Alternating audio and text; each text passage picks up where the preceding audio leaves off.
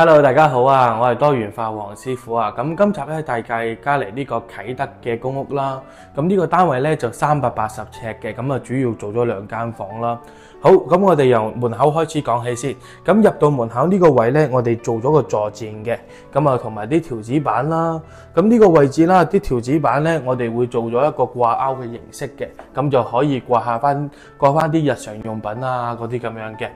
咁轉翻過嚟呢邊啦，咁你當然你出街之前啦，咁都想有個鏡啦。咁呢個位我哋裝咗一個鏡喺度嘅，咁可以照一照鏡咁至出街咁樣咯。好，咁我哋講翻個獅子櫃先。咁啊獅子櫃嚟講咧，呢個位咧，我哋上方啦，咁就做咗個儲物高櫃啦。咁啊上邊可以儲翻物嘅，係啦。咁啊下方呢個位置啦，咁就做咗3個櫃桶同埋一個儲物鞋櫃，咁樣啦。好，咁啊轉翻過嚟呢邊啦。咁呢個位置咧，我哋做咗一個全高櫃啦。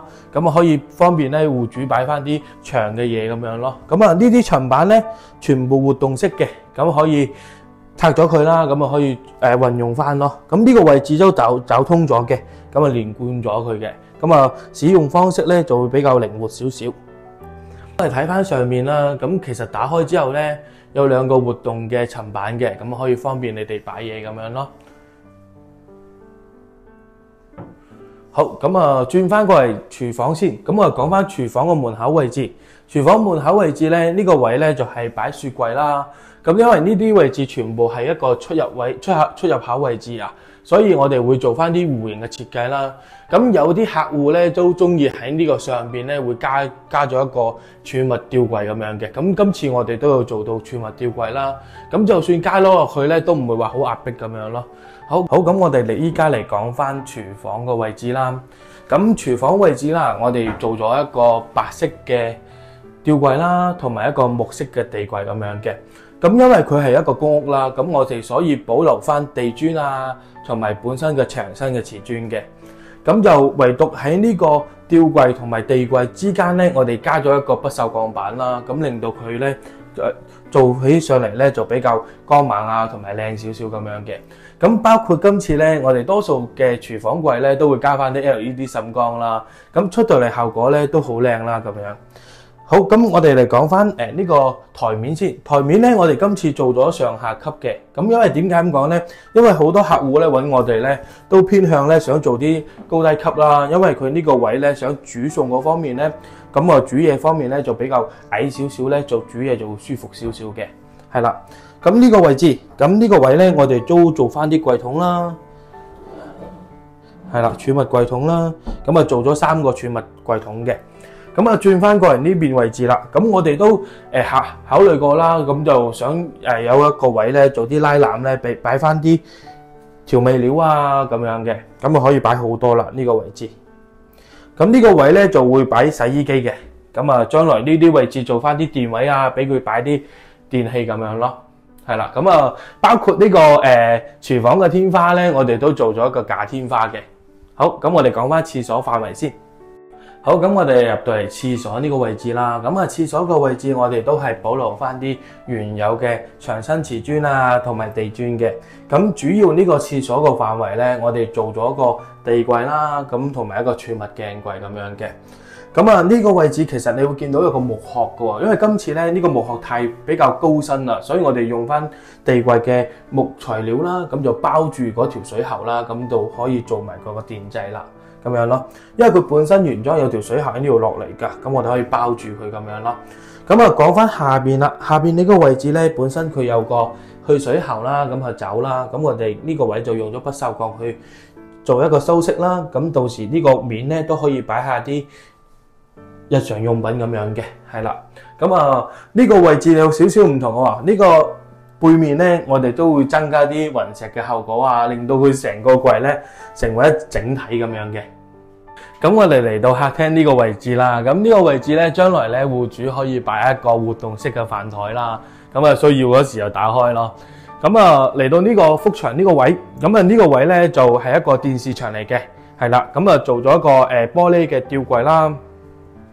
咁啊到時可以擺啲飾物啊咁樣嘅，咁可以睇到欣賞自己啲飾物咁樣咯。咁啊呢個位啦就會將來會掛部電視啦，咁就下邊咧就係一個電視地櫃嚟嘅。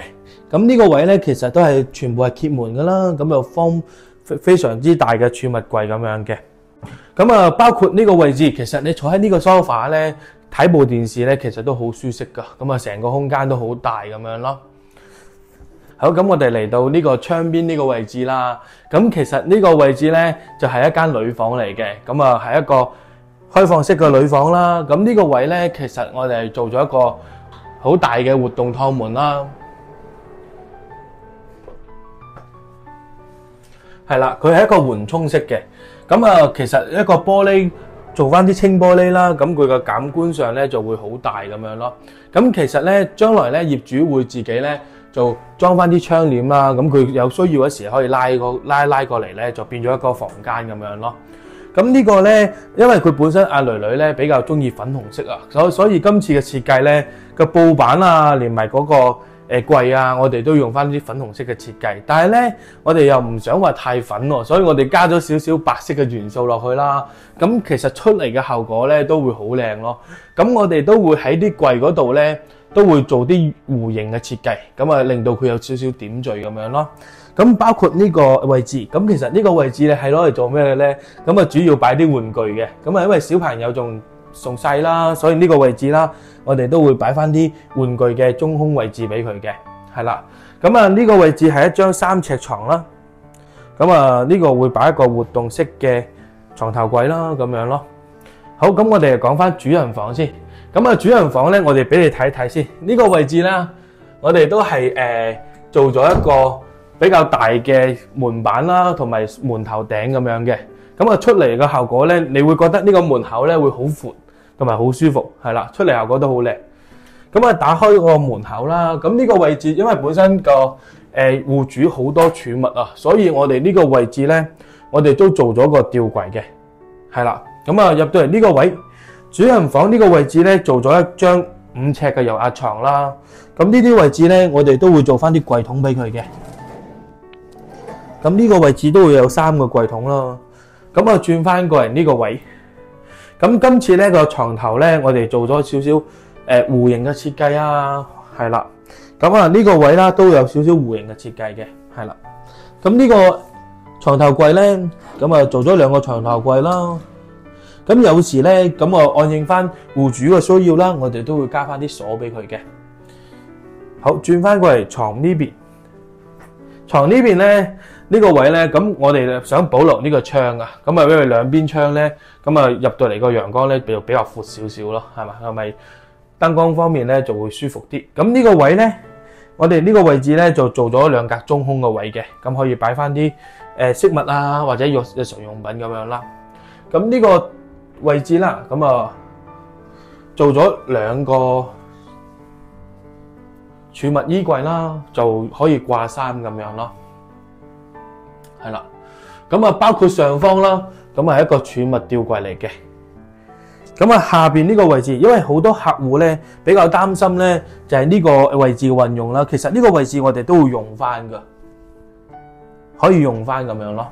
咁呢啲位咧，我哋都會做翻啲櫃桶啊咁樣嘅，係啦。咁其實呢個房間咧，其實呢個顏色咧就比較簡約啦，但係出嚟效果咧都好舒適。好，咁我哋來講翻客廳呢個位置先。